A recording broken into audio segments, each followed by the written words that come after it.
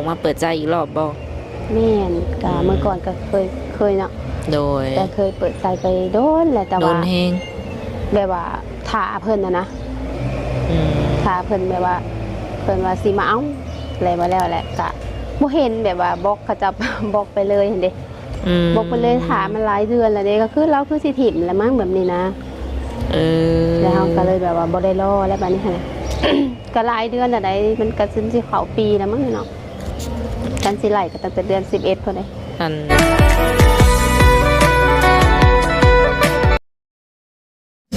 โดยสบายดี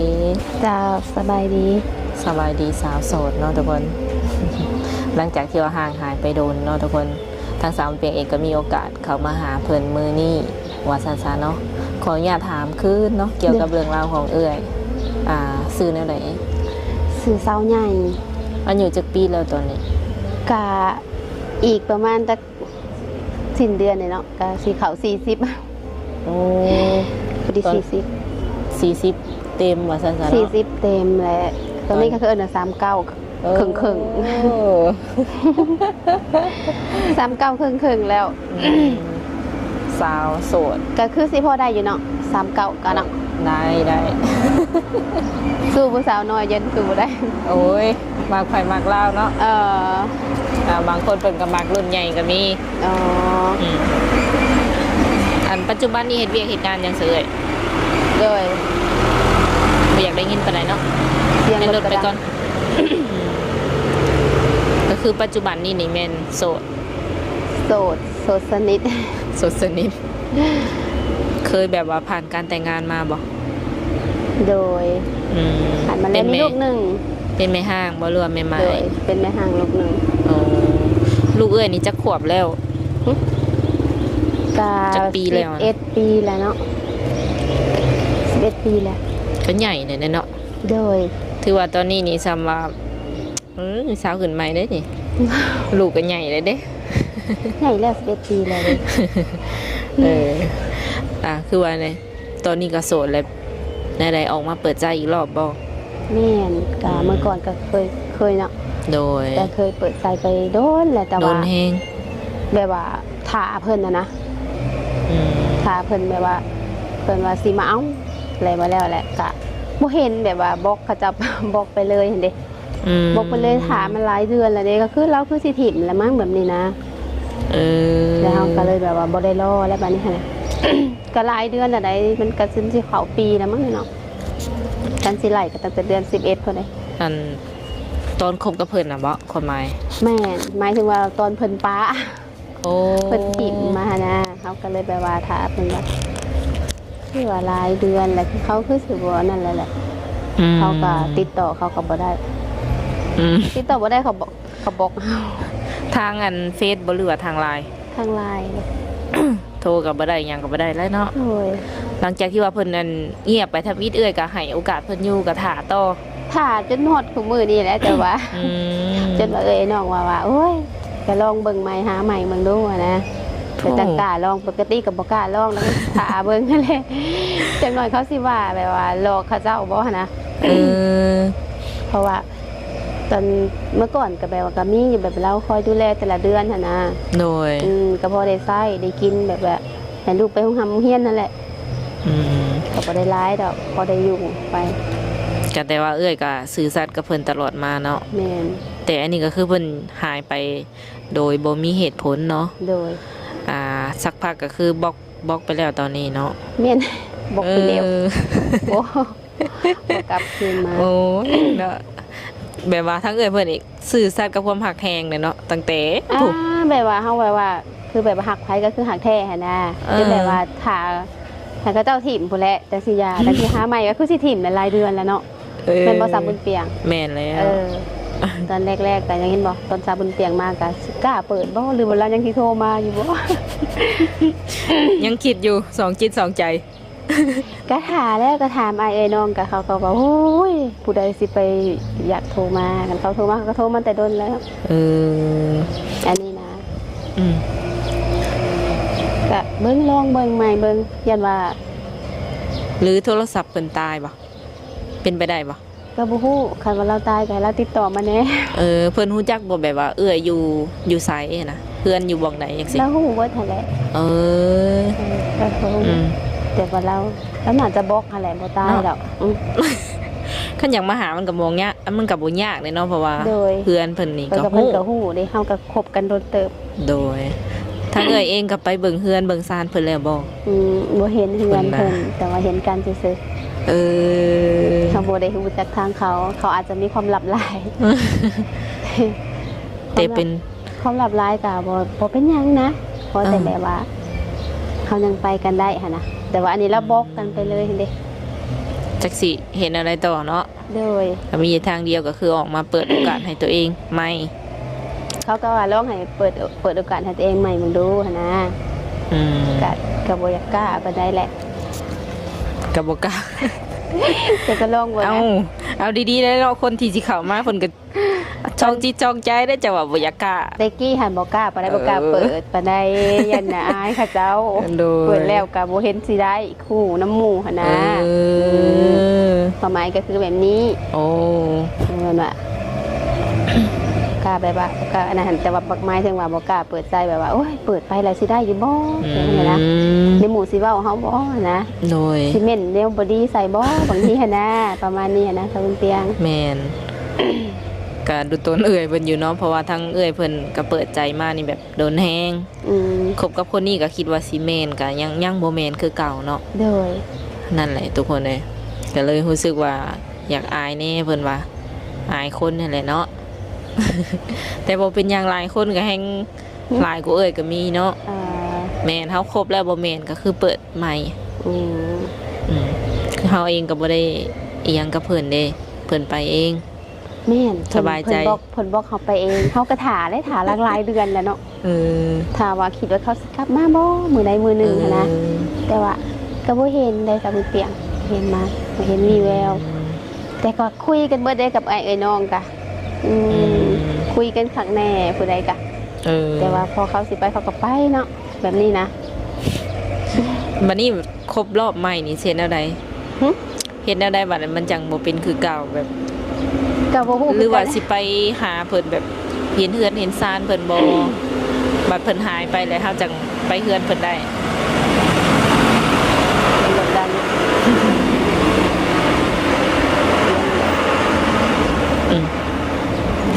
ได้ยินอยู่บ่เมื่อกี้นี่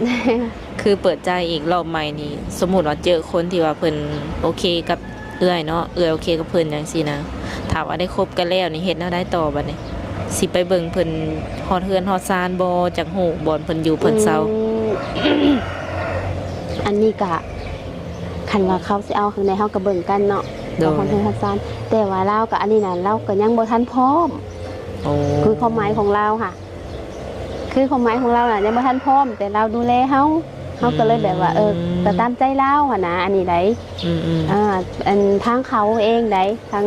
างเอื้อยนี่บ่มีปัญหา อืม จังได้ก็ได้อยู่แล้ว แต่ทางเพิ่นน่ะเพิ่นยังบ่ทันพร้อมวันนี้ซะ แล้วเฮาก็เลยแบบว่าเพิ่นก็เลยให้เฮารอทางนี้หั่นน่ะ เฮาก็เลยรอไปรอมาแล้วก็บล็อกถิ่มเลยแบบนี้นะ บ่แม่นได้ว่า อันว่าสิคบแล้วไปเบิ่งกันหั่นน่ะ อันนั้นหั่นเขาพาเฮาไปเนาะเขาไปเบิ่งเขาอยากเอาเฮาเขาอยากได้เฮาอันนี้ก็คือแบบเรายังทันอยากได้อยู่หรอมั้งเรายังทันแบบเรายังบ่ให้เฮาเห็นหยังหั่นนะแต่เราเห็นเฮาวันนี้ซะ บ่ทันแบบพร้อมที่จะเปิดเผยแบบร้อยปานใดปาน แม่ นี้ ทางเขานั้น แต่ว่าเอ้ยก็เป็นคนแบบว่าสบายๆเนาะ ทางเอ้ย บ่อยากเร่งรัดเพิ่น พร้อมมาแล้ว เอ้าเป็นหยังเริ่มต้นชีวิตใหม่เนาะ โดย กับคนใหม่ที่ว่าสิเข้ามาไวๆนี่เนาะทุกคนคือเปิดใจรอบนี้นี่อยากได้คนแบบนิสัยใจคอประมาณใด คิดว่า กระใจคนดีแต่กล้าซอยเฮาได้ ประกบได้ แบบเอาคนที่แบบว่าซอยได้นะวันนี้นะถ้าเพิ่นยังลำบากอยู่ก็บ่อยากปานใดแบบว่าเพิ่นยังมีภาระหลายหั่นนะแบบนี้ก็บ่อยากปานใดอยากเอาแบบว่า ผมมีภาระหลายผมมาดูแลเฮาได้เพราะว่าเฮายังมีภาระหลายอยู่นะกับลูกเฮาก็มีลูก โดยเรื่องอายุนี่เด็กน้อยกว่าก็ได้บ่ หรือว่า น้อยๆนี่บ่อยากปานใด โอ้ มีแต่ประมาณ40-50พุ่นแหละแบบนี้ เอาใหญ่กว่าตัวเองขึ้นไป เด้อถ้าเป็นแบบ60-70ก็บ่ตามสุขภาพห่างกายได้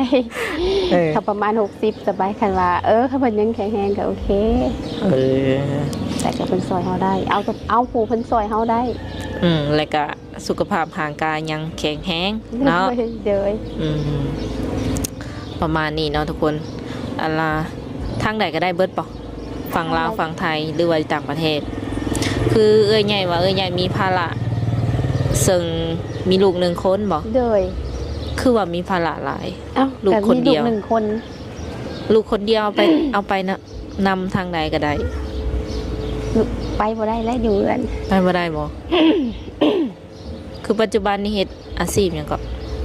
การยิบเครื่องอยู่เรือนนี่แหละก็ได้ไปใส่ อาชีพหลักเลยบ่ เด้อ เป็นสร้างตัดยิบฮับแต่แบบว่าตัดเครื่องตัดหยังสิบ่ เด้อ โอ้ ตัดเครื่องไปนิด อันนี้เป็นเฮือนแบบของเอื้อเองเลยบ่ แม่นแต่ก็ยังเป็นหนี้เพิ่นเด้ยังเป็นหนี้เพิ่นอยู่นั่นแหละก็อยากผู้ใดที่แบบว่า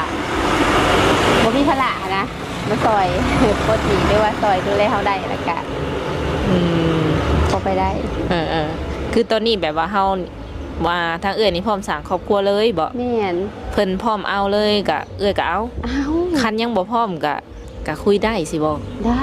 อันนี้แบบว่าทางเขาเบิดนะ ทางเขาเหมือนม ทางเขาเบิดเพิ่นบอกให้รอก็รอ โอ้ย ขนาดอันนี้เพิ่นบ่บอกให้รอยังรอมาตั้งหลายเดือน เออ กันยังรอ เออ ก็ได้ เลยลักๆนี่แม่นให้สิว่าในขั้นคบกันหรือว่าแต่งดองจังซี่แม่นอยากให้เพิ่นมาอยู่นำบ่ ไปมาๆได้ โอ้เอื้อยไปมาๆก็ได้ เด้อได้ ไป มาได้ แต่ คั ว่าน ไปอยู่เลยบ่ได้ บ่ไป เอาตรงๆเลยแม่นบ่ไป เด้อบ่ไป บ่ไปอยู่ แบบจิตใจเนี่ยบ่อยากไปสิบ่หรือว่ามีอีหยังที่มันเป็นห่วงอยู่ทางนี้หลาย ก็บ่อยากไปได้แบบว่าอยากอยู่บ้านแบบนี้นะถ้าแบบเพิ่นไปมาได้สะดวกก็เอาไปเอาแบบนั้นหมายถึงว่าให้ไปอยู่น้ำเพิ่นบ่ซั่นจังซี่น่ะไปบ่ได้ คันเพิ่นจะมาอยู่นำเฮาเลยเด้ ได้ โอ้ บอกเลยว่าได้ โดยแล้วเอาคนแบบใดสมมุติว่าเพิ่นดูแลเจ้าได้อยู่แต่ว่าเพิ่นมีลูกมีหยังนำประมาณนี้เด้รับได้บ่ หับได้ค่ะให้อยากให้พร้อมกันก่อนจังเอาค่ะนะอยากให้ลูกเพิ่นหับได้จังเอาแบบว่ามันจังมีความสุขค่ะนะแบบใดก็ได้แบบว่าคันเขาบ่พร้อมอีหยังแล้วก็บ่อยากเอาปานใดบ่อยากแบบอยากจิตอยากใจคนอื่นค่ะนะ คือเอาได้แต่ความหมายก็คือให้ลูกเพิ่นนี่ชื่อว่าในเห็นดีนำคันว่าพอมักแต่ว่าลูกบ่มักก็คือเอ้ยบ่เอาบ่ความหมาย มี โอ้ แบบว่า แม่นว่าลูกเราบ่มักบ่หยังค่ะนะมันก็สิยากอยากให้แบบว่าทั้งเพิ่นก็มักลูกก็มักอีหยังค่ะนะ จังเอาได้คันว่ามีแต่เพิ่นมักลูกบ่มักก็จักสิเอาแนวใดมันก็บ่ม่วนคือเก่าแหละมันก็ยากจิตยากใจ ก็เอาพ่อเพิ่นนั่นแหละมาอยู่นำ คันเพิ่นมาอยู่นำเฮาได้ก็เพิ่นบ่ผิดเพิ่นก็ได้ เว้าหยอกเด้อทุกคน มัน มันทางสิคู่กันนั่นแหละเนาะ แม่น อยู่บ้านนี้นอกจากตัดยิบแล้วแบบกลับไปดินไปเที่ยวอยู่บ่เอ้ยใหญ่ บ่ได้ บ่บ่ไปเลย มีแต่ไปแบบมีเวียกบ้านมีเวียกหยังแล้วก็ไป ไปลินไปเที่ยวแบบบ่ได้ค่อยไปดูปานใด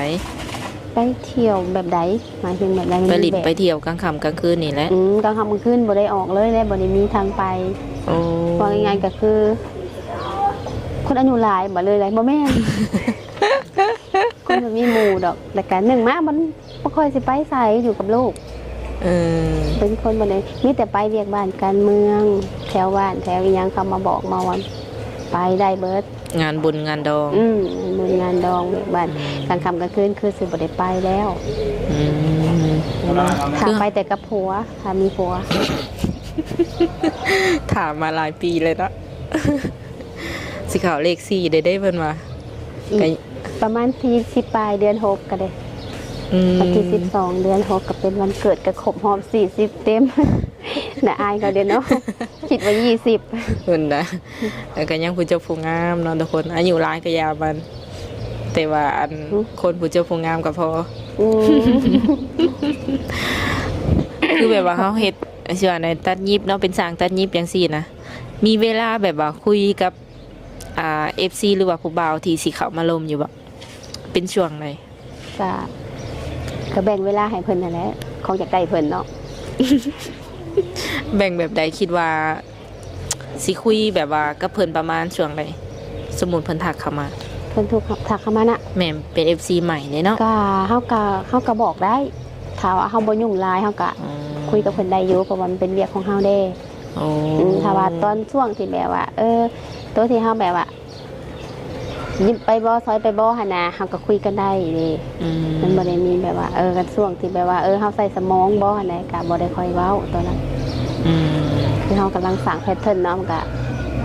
แต่ช่วงที่เฮาเห็นแล้วก็คือเฮาตัดเฮายังเฮาก็คุยได้อยู่แต่ก็บอก อันอยากเห็นหน้าเห็นตากับเปิดกล้องได้อยู่บ่ ได้